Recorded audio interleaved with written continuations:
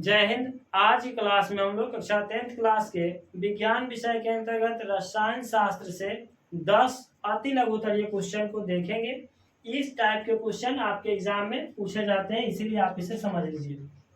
पहला number question है, अभिकारकों एवं उत्पादकों के रूप में किसी अभिक्रिया के व्यंजन को क्या नाम दिया जाता है। यह जो 10 क्वेश्चन है पहले अध्याय से लिया गया है, जिसके लिए आपको भारतीय भवन का बुक लेना होगा। उसमें जो अति लघुत्तरीय क्वेश्चन है शुरू से 10 क्वेश्चन का है, हम लोगों ने इस वीडियो में बनाने का प्रयास किया समझाने का।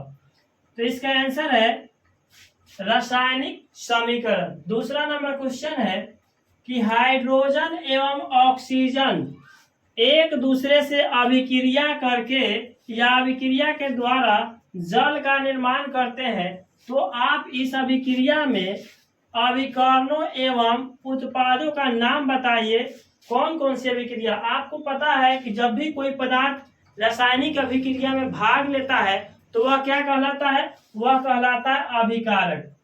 और यहाँ अभिकारक हाइड्रोजन और ऑक्सीजन और जल जो बनेगा या आपका उत्पाद यानी प्रोडक्ट के रूप में क्या बनेगा, जल। जब हाइड्रोजन और ऑक्सीजन आपस में संयोग करेगा यानी अभिक्रिया करेगा, तो अभिक्रिया करने के लिए जब शामिल होगा रासायनिक अभिक्रिया में तो उसे अभिकारक कहेंगे, और उससे जो बनेगा जल यानी H2O। जल आपको इसका सूत्र होता है H2O, जो ऑब्जेक्टिव क्वेश्चन में पूछा जाता है। जल का रासायनिक सूत्र बताइए, तो आप याद रखेंगे H2O। एग्जाम में बार बार आ जाता है, आप इसको याद रखेंगे। तीसरा नंबर क्वेश्चन है कि हमारे शरीर में भोजन के पाचन द्वारा किस प्रकार की अभिक्रिया प्रदर्शित होती है। हमारे शरीर में जो भोजन ग्रहण हम लोग करते हैं उसका पाचन जो है किस अभिक्रिया के द्वारा होता है, तो वह है वियोजन अभिक्रिया। वियोजन अभिक्रिया के द्वारा हमारे शरीर का जो भोजन है ये प्रदर्शित होता है। चौथा क्वेश्चन है, किस प्रकार की रासायनिक अभिक्रिया होती है जब मैग्नीशियम तार को वायु में जलाया जाता है। मैग्नीशियम के तार को जब वायु में जलाया जाता है तो किस प्रकार की अभिक्रिया होती है, तो इसका आंसर हो जाएगा संयोजन अभिक्रिया।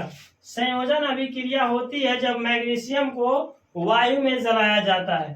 पांचवा नंबर क्वेश्चन है कि आयनों के बीच अभिक्रिया को प्रदर्शित करने वाले समीकरण को आप क्या कहते हैं, या क्या कहेंगे, या क्या कहलाता है, तो यह कहलाता है आयनिक समीकरण। क्या कहलाता है, आयनिक समीकरण। छठा नंबर क्वेश्चन है कि किसी धन आयन X के क्लोराइड का आयनिक सूत्र अगर XCl है तो इसमें X के नाइट्रेट का सूत्र क्या होगा। X के नाइट्रेट का सूत्र जो हो जाएगा XNO3। सातवां नंबर क्वेश्चन है कि ऊष्मा शोषी अभिक्रिया का एक उदाहरण दीजिए। जरूरी नहीं है कि जो उदाहरण हम यहाँ दिए हैं वही उदाहरण आप भी देंगे। कोई एक उदाहरण, इतने सारे उदाहरण होंगे ऊष्मा शोषी अभिक्रिया का, उसमें से आप किसी एक को जो आपको याद हो रिएक्शन उसे लिख सकते हैं। CaCO3 जब इसका अभिक्रिया ताप से कराएंगे तो CaO कली चूना बनेगा और ऊष्मा प्रवाहित हो जाएगा। समझ गए। अगला क्वेश्चन है 8वां नंबर की ऊष्मा क्षेपी अभिक्रिया का एक उदाहरण दीजिए।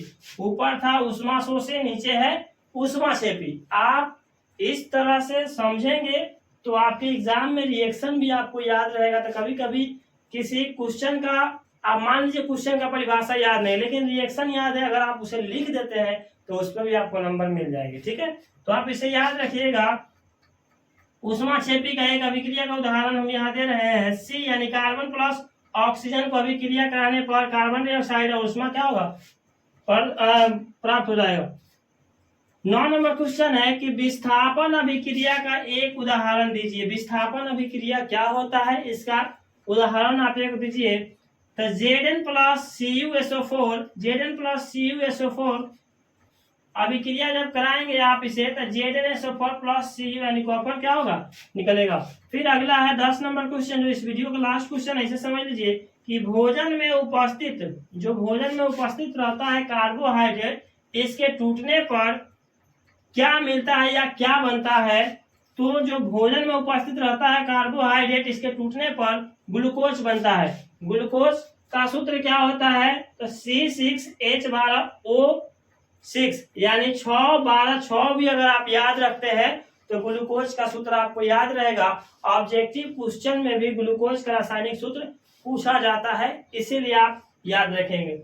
इसमें जो पहले अध्याय में है जो ना अति लघुतरीय क्वेश्चन, इसमें आपको बहुत सारे क्वेश्चन है, इसमें बोर्ड पर जगह कम बचा है, इसीलिए मैंने यहाँ 10 क्वेश्चन ये लिखा है। अगले फिर पार्ट 2 वीडियो में हम 10-10 करके हर क्वेश्चन को समझेंगे हम लोग। तो अगर आप इस तरह से वीडियो को समझना चाहते हैं, क्वेश्चन के माध्यम को समझना चाहते हैं, टाइप को समझना चाहते हैं, तो आप इसके लिए मेरे चैनल को सब्सक्राइब कर लीजिए, ताकि आने वाला अगला जो पार्ट 2 वीडियो है आपसे ये ना छूटे। तो प्यारे बच्चों, अगर इसी तरह से समझकर आप पढ़ना चाहते हैं हर सब्जेक्ट को, तो इसके लिए आप मेरे एप्लीकेशन MG प्लस एकेडमी को डाउनलोड कीजिए प्ले स्टोर से, और इस एप्लीकेशन पर आप सभी के 2026 बोर्ड परीक्षा के लिए एक बहुत ही बेहतरीन सा कोर्स मंजिल बैच 2026 के नाम से लॉन्च किया गया है, जिसमें आप एडमिशन लेकर आप अपने सपने को साकार कर सकते हैं। जो सपना आपने देखा है 450 प्लस अंक लाने का, इसे आप बखूबी पूरी कर सकते हैं। तो प्यारे बच्चों, समय पर्याप्त है, आप एडमिशन लीजिए जितना जल्द हो सके और अपनी तैयारी को आगे बढ़ाइए। तो प्यारे बच्चों, मिलते हैं किसी अगले वीडियो में, तब तक के लिए धन्यवाद। जय हिंद।